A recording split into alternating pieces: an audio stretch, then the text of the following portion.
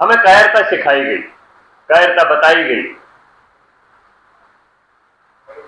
वीरों की गाथाएं इतिहास के पन्नों में नहीं, गड्ढों में दबा दी गई और मुगलई और अंग्रेजों के इतिहास को हमें पढ़ाया गया। और राष्ट्रीयता का भाव जब नहीं होता है तब आदमी क्या करता है? अपने देश में प्रधानमंत्री नरेंद्र भाई मोदी जी ने अपने युवकों के लिए एक बहुत बड़ी योजना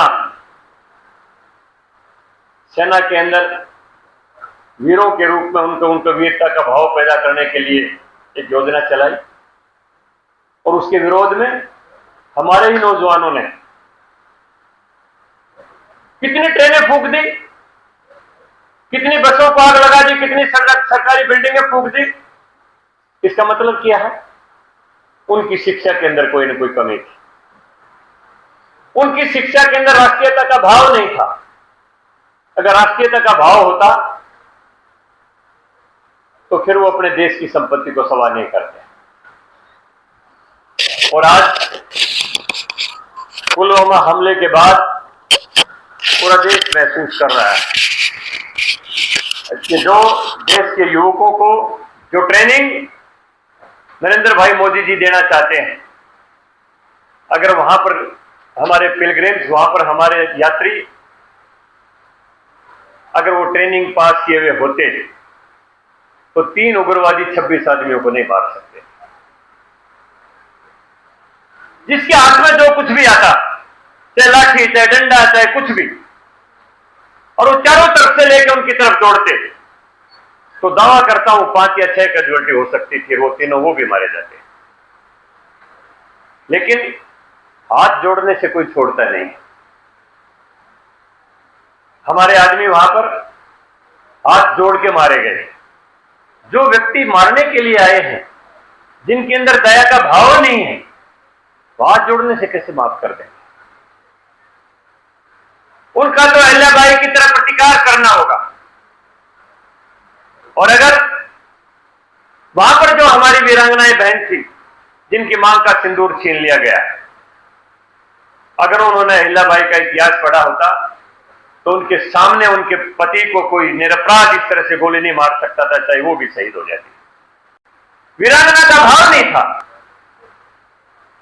जोश नहीं था, जज्बा नहीं था, दिल नहीं था, इसलिए हाथ जोड़ के गोली का शिकार हो। इसीलिए यह संग्राम का इतिहास पढ़ाने की परंपरा भारत देश में 2014 के बाद हमारे यशस्वी प्रधानमंत्री ने शुरू की, ताकि हमारे देश की हर नारी, उसके अंदर अहिल्याबाई का जज्बा हो, उसके अंदर झांसी की वीर रानी का जज्बा हो। अगर वो धर्म के ऊपर चले तो वो सावित्री बने, मदारसा बने, साध्वी बने, सीता बने, राधा बने। अगर वो शौर्य के मार्ग पर चले तो अहिल्याबाई बने, वो झांसी की वीर रानी बने। लेकिन हाथ जोड़ के याचना ना करें। इसलिए नरेंद्र भाई मोदी जी ने पुलवामा हमले के बाद पूरी दुनिया को संदेश दे दिया कि अब याचना नहीं, रण होगा, जीवन जय या मरण होगा। हिंदुस्तान हर एक आतंकवादी घटना को युद्ध के रूप में लेगा और आतंकवादी और उनके पोषण करने वालों को, उनके संरक्षण देने वालों को उनकी कल्पना से परे सजा मिलेगी, उनकी कल्पना से बड़ी सजा मिलेगी। और उसके बाद जो भारत की वीर सेनाओं ने, चाहे थल सेना, चाहे जल सेना, चाहे नभ सेना, जो पाकिस्तान की कमर तोड़ी, वो पूरी दुनिया के सामने है। इसलिए इतिहास ये पढ़ाया जाता है। तो मैं उनके जीवन के बारे में कोई नई बात कहूं, मेरे से पूर्व वक्ताओं ने सारी बातें कह दी। लेकिन एक बात मैं कहूंगा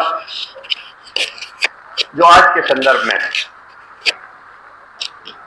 मुझे याद है 2014 में जिस समय हमारी सरकार आई, मनोहर लाल जी मुख्यमंत्री बने, पिछले पापों का वातावरण जो पिछली सरकारों ने देश और प्रदेश में किया था कुछ था। और जैसे ही मनोहर लाल जी ने शपथ ली तो हमारे प्रदेश में भी काफी वर्षा से, ओलावृष्टि से नुकसान हुआ। लेकिन उसके बाद मैं देवी अहिल्याबाई का इतिहास पढ़ रहा था कि उनके 30 वर्षों के शासन में उन्होंने मालवा से लेकर पंजाब का जो मालवा क्षेत्र है और जो मध्य प्रदेश का इंदौर का उस समय मराठवाड़ा का जो मालवा क्षेत्र है, यहां तक पंजाब तक उन्होंने शासन किया। 30 वर्षों के शासनकाल में कभी हिंदुस्तान में अकाल नहीं पड़ा, क्योंकि जहां पर राजा न्यायप्रिय होता है वहां पर कभी अकाल नहीं पड़ता है। और आपने देखा होगा हरियाणा प्रदेश में ना मनोहर लाल जी के समय में कहीं अकाल पड़ा और ना नायब सिंह सैनी जी के समय में कहीं अकाल पड़ा और ना नरेंद्र मोदी जी के समय में कहीं भारत में कोई अकाल पड़ा। हर साल ज्यादा से ज्यादा फसल हुई है, ज्यादा से ज्यादा उपज हुई है। हालांकि हमारे पड़ोसी प्रदेश ने पानी के मामले में काफी हमारे साथ भेदभाव किया है, लेकिन फिर भी हरियाणा के किसान का जज्बा जिंदा है, हरियाणा के व्यापारी का जज्बा जिंदा है, हरियाणा सरकार का जज्बा जिंदा है। और हमारे मुख्यमंत्री 24/7 मुस्कुराहट के साथ जनता की सेवा करते हैं, कभी चेहरे के ऊपर सिकन नहीं रहती।